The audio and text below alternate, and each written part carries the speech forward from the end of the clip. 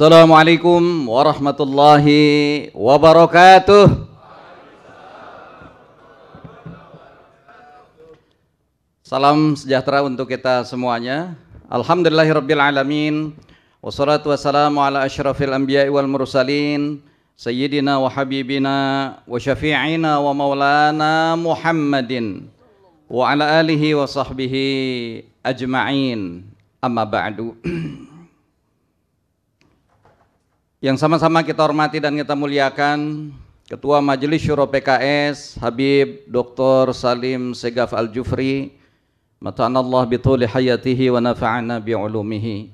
Sedianya beliau yang akan membuka acara dalam siang hari ini, namun beliau mengamanahkan pada saya karena ada satu dan lain hal yang memang harus beliau selesaikan. Juga saya hormati, saya banggakan para wakil Ketua Majelis Syuro dan Sekretaris Majelis Syuro. Yang saya hormati Ketua Majelis Pertimbangan Pusat PKS Dr. Suswono beserta seluruh jajaran, dan juga Ketua Dewan Syariah Pusat PKS Kiai Haji Dr. Muslih Abdul Karim beserta seluruh jajaran, Sekjen PKS Habib Abu Bakar Al-Habsyi, luar biasa. Yang sama-sama kita hormati, kita banggakan juga Bendahara Umum PKS Ustadz Mahfuz Abdurrahman. Ya, beliau insya Allah lah hari-hari ini banyak cerah. Ini kecilnya ruangan acara ini memang karena beliau menerapkan teknologi Schumacher. Small is beautiful. Insya Allah optimis ya, ke depan kita akan terus bisa menggapai dan meraih kemenangan.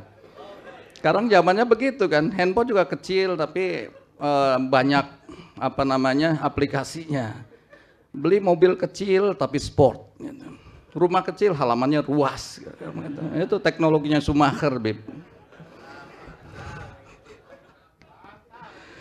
Yang sama-sama kita hormati, kita banggakan Ketua Fraksi PKS DPR RI Dr. Jazuli Juwaini beserta seluruh anggota DPR RI, dan juga Ketua Fraksi PKS MPR RI Bapak Haji Insinyur Cifatul Sembiring sekaligus sebagai Ketua Dewan Penasehat beserta jajaran. Yang saya hormati, saya banggakan anggota Dewan Pakar PKS yang sama-sama kita hormati, Mayor Jenderal Purnawirawan Fuad Basya, ya, Mayor Jenderal Purnawirawan Robi Win Kadir, dan Mayor Jenderal Purnawirawan Agus Irianto. Makasih Pak sudah bergabung di acara kami. Yang saya hormati, saya banggakan para Ketua Bidang Badan DPP PKS, juga Wasekjen, Wabendum, dan juga tim KSP. Kami punya KSP juga Pak. Alhamdulillah nih para Pak Jenderal biar tahu. Kantor Staf Presiden PKS. Ya, kita bersyukurnya KSP-nya PKS nggak pernah melakukan KLB. Jadi presidennya jalan-jalan terus, alhamdulillah masih aman. DPP-nya nggak ada kudeta. Yang sama-sama kita hormati para Ketua DPW PKS di seluruh Indonesia. Mana Ketua DPW? Oh, luar biasa nih. 38 DPW ya. Juga yang sama-sama kita hormati, kita banggakan para pengurus, anggota, simpatisan, dan seluruh keluarga besar PKS di tingkat DPP, DPW, DPD, DPC, hingga DPRA di seluruh Indonesia, dan PIP PKS di seluruh dunia. Kalau saya mau nyapa kemana sini? Sana. Insan pers, hadirin hadirat sekalian, sebangsa dan setanah air yang saya cintai dan saya banggakan. Tentu puji dan syukur senantiasa mari kita panjatkan kehadirat Allah Subhanahu wa Ta'ala. Pada siang hari ini kita bisa berkumpul di tempat ini dalam keadaan sehat walafiat. Dan insya Allah wajah-wajahnya menampilkan wajah-wajah yang cerah. Mudah-mudahan ini pertanda bahwa ke depan insya Allah kemenangan akan bisa kita raih.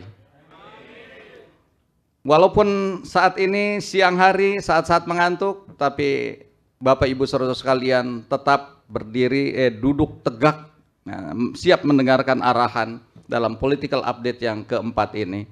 Mudah-mudahan sekali lagi ini akan menjadi bekal. Berkumpulnya kita di tempat ini tidak hanya sekedar berkumpul, tapi kita mencurahkan berbagai kemampuan kita, pemikiran kita, tenaga kita untuk siap kita kerahkan sepulangnya dari tempat ini. Siap? Tentu kita sangat patut untuk belajar pada teladan kita baginda Rasulullah Sallallahu Alaihi Wasallam yang telah memberikan pada kita, semakin kita memahami sepak terjang beliau, akhlak beliau, maka semakin termotivasi kita ingin rasanya bergerak lebih semangat lagi. Bapak Ibu saudara-saudara sekalian yang saya cintai dan saya banggakan, mewakili jajaran pimpinan PKS, saya menyampaikan ucapan terima kasih jazakumullah khairan katsira pada Bapak Ibu saudara sekalian yang sudah hadir dalam kesempatan siang hari ini dalam forum political update yang keempat. Tentu ini menjadi sebuah hal yang penting karena dari sinilah berbagai kebijakan-kebijakan ke depan akan kita rumuskan. Berbagai pengorbanan-pengorbanan yang sudah saudara-saudara keluarkan, ini pun akan tertangkap di dalam survei-survei yang kita lakukan. Oleh karena itu sekali lagi saya mengucapkan jazakumullah khairan pada Bapak Ibu saudara sekalian di daerah yang saya kira tidak mudah membina sebuah daerah, apalagi wilayah kepulauan yang sedemikian sulit transportasinya, tetapi Bapak Ibu saudara sekalian telah mampu mensosialisasikan PKS, mensosialisasikan lambang PKS, mars dan himne PKS, sehingga PKS ketika dilakukan survei, alhamdulillah masih tetap ada eksistensinya. Bahkan bukan hanya sekedar eksistensi, mudah-mudahan nanti pada political update yang keempat ini kita akan bisa mendapatkan busyro, ya, bahwa ternyata mudah-mudahan target-target PKS yang diamanahkan kepada kita minimal 15% di 2024 insya Allah akan bisa dicapai. Oleh karena itu saya berharap bagi kita semua jangan pernah lelah dan berhenti untuk menebarkan kebaikan-kebaikan di tengah masyarakat, untuk terus mensosialisasikan PKS di tengah masyarakat, karena dengan itulah sebuah sunnatullah, Allah akan mengetahui kinerja kita, masyarakat akan mengetahui kinerja kita, yang dari situlah kalau kemudian dilakukan survei, pasti surveinya mudah-mudahan tadi akan meningkatkan elektabilitas PKS di 2024 ini, amin ya rabbal alamin. Bapak Ibu saudara sekalian yang saya hormati dan saya banggakan, tentu kita menangkap ekspektasi masyarakat pada pemilu 2024 ini. Ketika kita banyak bergaul di tengah masyarakat, semakin mendekati masyarakat, maka ada keinginan masyarakat untuk PKS bisa menang di 2024. Saya kira dalam pemilu ini tidak ada sejarahnya pada pemilu-pemilu sebelum ini di mana kita pada acara political update seperti ini dihadiri oleh para jenderal sebagai dewan pakar. Dan alhamdulillah yang tergabung dalam dewan pakar, dewan penasehat sekarang ini alhamdulillah mungkin tidak kurang dari sekitar 75 orang. Ya. Jadi inilah Allah Subhanahu wa taala memberikan kepada kita kekuatan, ya, dengan hadirnya para jenderal. Kalau mereka saja kemudian hadir, kemudian siap memenangkan PKS, bagaimana dengan kita yang menjadi penanggung jawab, pengurus, kader, simpatisan, siap menangkan PKS? Allahu Akbar. Oleh karena itu semangatnya tidak boleh lebih kendur daripada jenderal-jenderal yang baru datang bergabung dengan kita. Saya apresiasi betul kemarin ketika saya melakukan perjalanan ke Jambi, ya nyaris hanya naik pesawat dari Jakarta ke Jambi saja. Dari Jambi ke Bungo, ya berapa jam perjalanan, 4 jam, kemudian dari Bungo ke Kerinci sekitar 6 jam perjalanan, dari Kerinci kemudian ke Padang. Itu Pak Jenderal Fuad mendampingi terus, nggak ada keluh kesah. 2 malam itu tidur di mobil, nggak juga berkeluh kesah. Ya, tetapi beliau dengan sabar dan bahkan masih terus memberikan semangat kepada kader-kader yang ada di daerah. Allahu Akbar. Mereka tentu semangat seperti inilah yang memang sangat ditunggu-tunggu oleh kader-kader di daerah.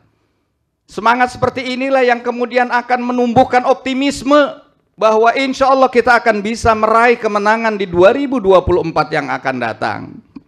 Bapak Ibu saudara sekalian, demokrasi sesungguhnya harusnya mampu menjamin hak konstitusional warga negara untuk berekspresi, menyatakan pendapat di muka umum, karena kekuasaan ini tidak boleh disalahgunakan hanya untuk satu kepentingan dengan kesewenang-wenangan. Oleh karena itu adalah menjadi hak bagi warga negara untuk mereka berkumpul dan menyatakan pendapatnya. Jangan kemudian karena berbeda posisi politik, ya, kedudukan politik, ternyata melakukan sikap yang berbeda dalam penanganan satu masalah. Oleh karena itu pada saudara-saudara sekalian, ketika nanti mungkin dalam kontestasi ini ke depan bisa jadi akan semakin terjadi tekanan-tekanan, terjadi dinamika yang sedemikian rupa, saya berharap saudara siap untuk menghadapi berbagai situasi-situasi sulit itu. Siap? Pak Tif, sebenarnya saya diajari pantun oleh Pak Tif. Jadi jangan takut kalau ada gejolak-gejolak seperti itu. Ya, kalau takut dilamun ombak, jangan berumah di tepi pantai. Kalau takut hati bergolak, jangan masuk partai. Tidur aja di rumah. Tapi kalau tidur saja di rumah, kira-kira akan bisa menang nggak kita? Nggak mungkin menang. Nah, oleh karena itulah kita harus berjuang dengan sekuat kemampuan kita, sekuat pemikiran kita, tenaga kita, karena kita ingin menang. Oleh karena itu persiapkan fisik kita dengan baik, pemikiran-pemikiran cemerlang kita, dan segala sesuatunya dipersiapkan dengan sebaik-baiknya.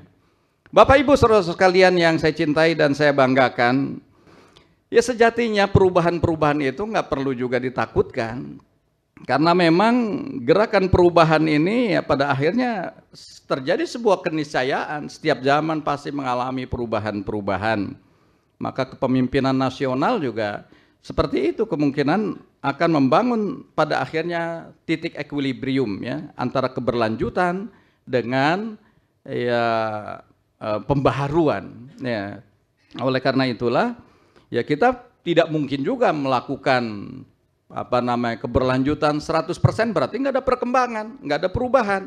Nggak mungkin juga kemudian merubah seluruh kebijakan yang ada, padahal ada kebijakan-kebijakan yang sudah baik.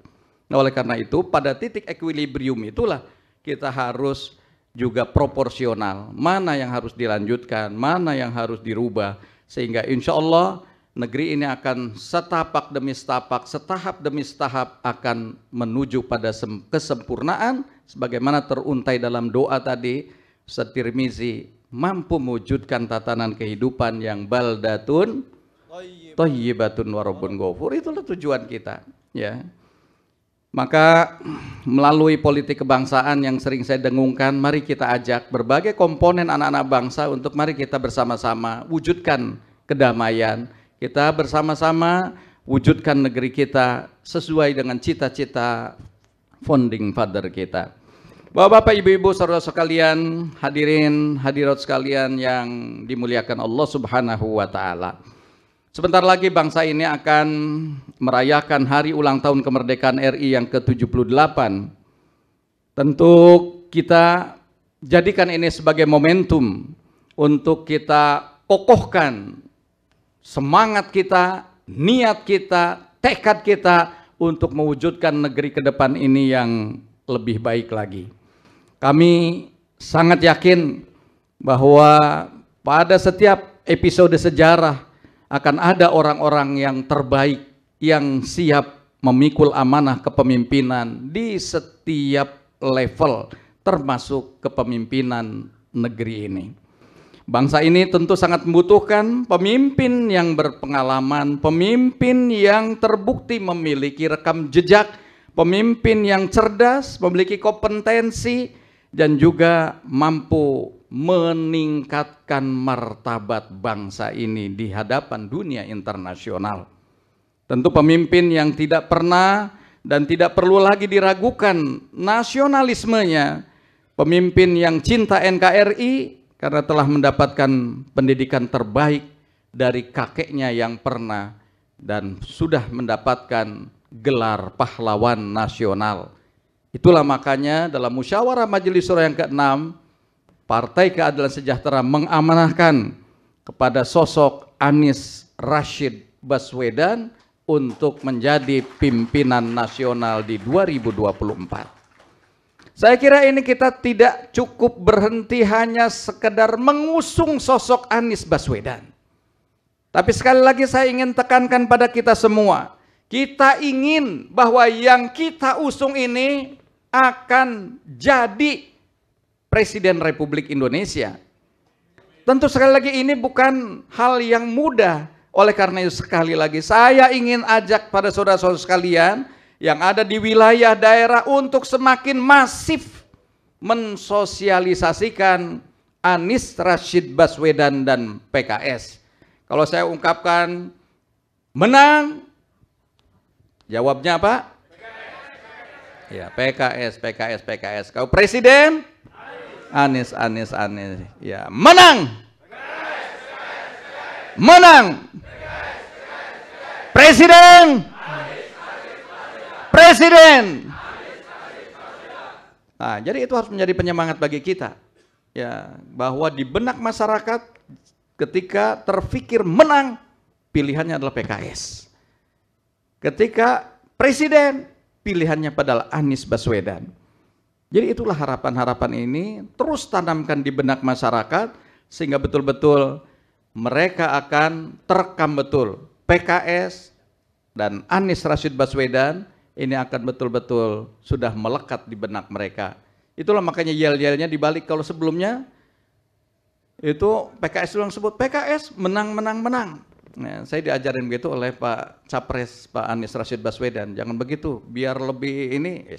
Akhirnya kita terapkan begitu. Menang PKS, PKS, PKS.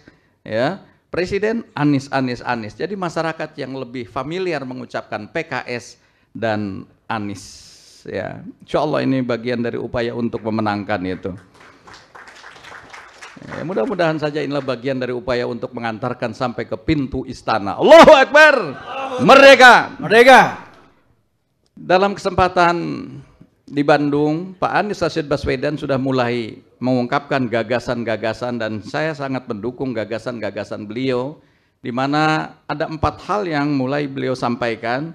Apa yang akan dilakukan kalau Allah takdirkan beliau menjadi presiden? Yang pertama adalah terkait dengan kebutuhan pokok.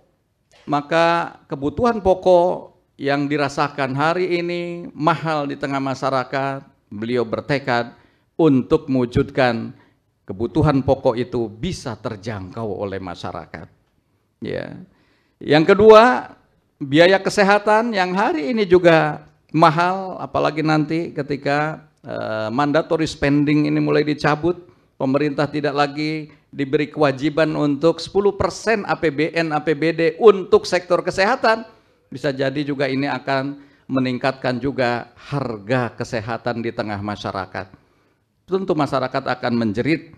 Oleh karena itu program Capres kita adalah bagaimana harga biaya kesehatan akan terjangkau. Ya. Yang ketiga, akan menyiapkan lapangan pekerjaan bagi segenap anak negeri, bukan hanya sekedar menjadi penonton-penonton tenaga kerja asing. Dan yang keempat, menghadirkan pendidikan yang berkualitas hingga tuntas. Nah, itulah 4 hal yang beliau canangkan sebagai program yang insya Allah akan menjadi tekad beliau. Kalau Allah takdirkan beliau jadi menjadi presiden, mudah-mudahan 4 hal ini akan menjadi prioritas untuk dikerjakan oleh beliau. Siap mendukungnya? Nah, maka dari itu menangkan Anies Rashid Baswedan. Bapak Ibu saudara-saudara sekalian yang saya cintai dan saya banggakan, tentu saja PKS akan terus berkomitmen mendukung proses-proses perjalanan demokrasi di negeri ini akan berjalan dengan baik, berjalan dengan jujur, berjalan dengan adil, damai, dan demokratis serta konstitusional.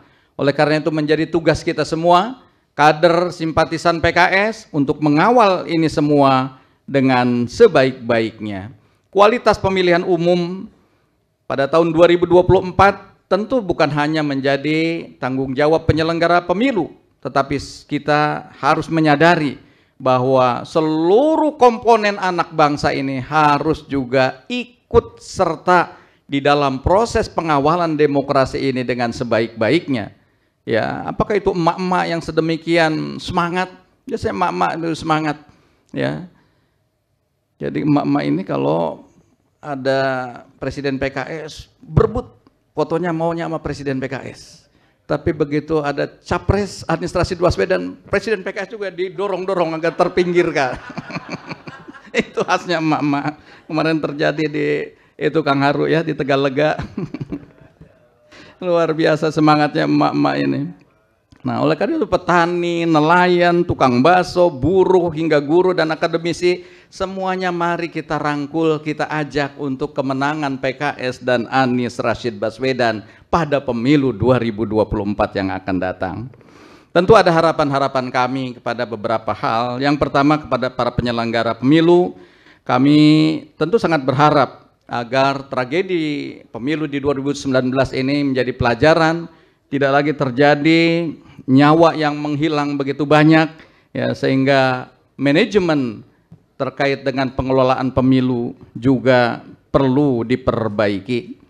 Tentu kepada pemerintah dan kepada seluruh kekuasaan eksekutif, ya, khususnya para penentu pejabat yang nanti akan mendapatkan tugas di daerah, ya, di kota, kabupaten, dan provinsi, karena habis masa jabatan gubernur dan bupati wali kota, kiranya juga Kemendagri mampu menjalankan proses secara transparan dan akuntabel. Ya, ini bisa terbuka dan tidak memihak pada salah satu kandidat. Yang juga perlu kita sangat berharap bahwa kepada kita semuanya untuk melakukan pengawalan dari mulai TPS-TPS, ke PPK, KPUD, KPU, hingga ke Mahkamah Konstitusi. Kita yakin mudah-mudahan dengan pengawalan bersama oleh kita semua dan seluruh elemen masyarakat di negeri ini, mudah-mudahan pemilu 2024 akan bisa berjalan dengan lebih baik lagi. Mari sing-singkan lengan baju kita, hari-hari ke depan adalah waktu-waktu untuk kita berjuang, waktu-waktu emas untuk kita mensosialisasikan. Mari turun ke lapangan, terus-menerus melayani masyarakat, bekerja bersama masyarakat, berjuang menyelesaikan problematika masyarakat, sapa seluruh masyarakat, biar kemudian mereka, optimisme mereka, harapan mereka akan ditumpahkan bersama-sama dengan Partai Keadilan Sejahtera dalam memenangkan pemilu 2024. Allahu Akbar. Allahu Akbar. Terakhir tentu saya ingin ingatkan juga, last but not least, tapi inilah tentu kerja-kerja kita yang sudah optimal, akhirnya patut kita serahkan diri pada Allah Subhanahu wa Ta'ala, bahwa Allah yang menentukan kemenangan, bukan karena strategi kemenangan yang hebat, bukan karena juga dukungan logistik dan sebagainya yang memadai, tetapi sekali lagi kekuasaan ini milik Allah Subhanahu wa Ta'ala, maka Allah lah yang berhak kepada siapa kekuasaan yang akan diberikannya. Oleh karena itu, song-song kemenangan demi kemenangan ini dengan semakin mendekatkan diri kepada Allah Subhanahu wa Ta'ala, Tuhan yang Maha Kuasa, sambil kita bekerja seoptimal yang kita bisa, sambil kita menyerahkan harapan-harapan kita, sambil kita memunajatkan keluhan-keluhan kita pada Allah Subhanahu wa Ta'ala, Tuhan yang Maha Esa. Mudah-mudahan dengan ini semualah insya Allah PKS Allah takdirkan menang dan Anies Rashid Baswedan ditakdirkan sebagai presiden. Amin. Minum es di waktu siang, Cakep. es lilin rasa daun pandan. 2024 PKS insya Allah menang, presidennya Anies Rashid Baswedan. Menang. PKS, PKS, PKS. Masih belibet. Menang. PKS, PKS, PKS. Iya, menang. Presiden. Presiden. Nah, luar biasa ya. Aplaus buat kita semuanya. Dengan mengucapkan Bismillahirrahmanirrahim, political update yang keempat, dengan ini saya nyatakan secara resmi dibuka. Wallahu waliyut taufiqil aqwamit thoriq, nasrun minallahi wa fathun qarib. Assalamualaikum warahmatullahi wabarakatuh. Waalaikumsalam warahmatullahi wabarakatuh. Mohon untuk tetap